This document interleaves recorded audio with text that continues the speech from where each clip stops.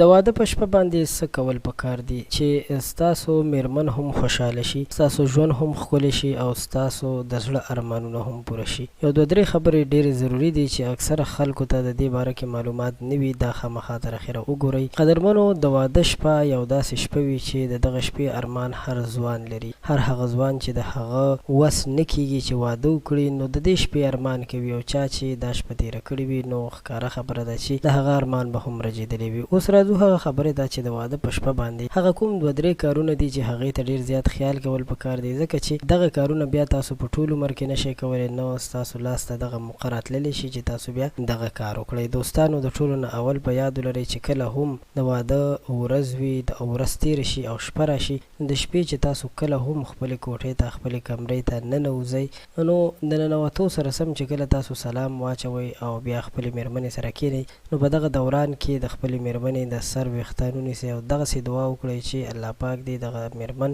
ستاسو دپاره بختوره کړي او تاسو د هغې دپاره او د یو بل د خوشحالۍ دپاره دعاګانې وکړئ. او د دې دپاره په عربي زبان کې یو دعا هم ده چې هغه دعا که تاسو غواړئ نو زه به یې تاسو سره بیا شریکه کړم. ماته کمنټ وکړئ. دې نه علاوه دویمه خبره چې ضروري کومه ده هغه دا ده چې کوشش وکړئ تاسو مونځ وکړئ او اودس وکړئ او څومره هم چې نفلونه تاسو کولی شئ په دغه شپه باندې وکړئ. او بله ښه خبره پکې دا ده چې تاسو په دغه شپه باندې هر چا ته څومره هم دعاګانې وکړئ، که خپل ځان ته وکړئ، نورو خلکو ته وکړئ، نو په دغه شپه باندې دعاګانې قبلیږي. کوشش وکړئ چې په دغه شپه باندې عبادت هم وکړئ. او دریم دا چې زیات خلک داسې کوي چې هغوی کوټې ته راننوتو سره سم د کوروالي خواهش کوي، نو داسې کول نه دي پکار. ښځه چې ده دا په ښه طریقه باندې راضي کول پکار دي، بیا د هغې نه پس دغه قدم اوچتول پکار دي، ځکه چې که تاسو ډایرکټ دغه کار وکړئ نو شاید ستاسو لپاره ستونزې داسې پیدا شي چې ستاسو ښځه دغه هر څه سره بلد نه وي او یو دم په ناخبرۍ کې هغې سره دغسې کار کول یا هغه رانیول یا ورسره په زبردستۍ باندې کوروالی کول، نو دا ښه خبره نه ده. که هغه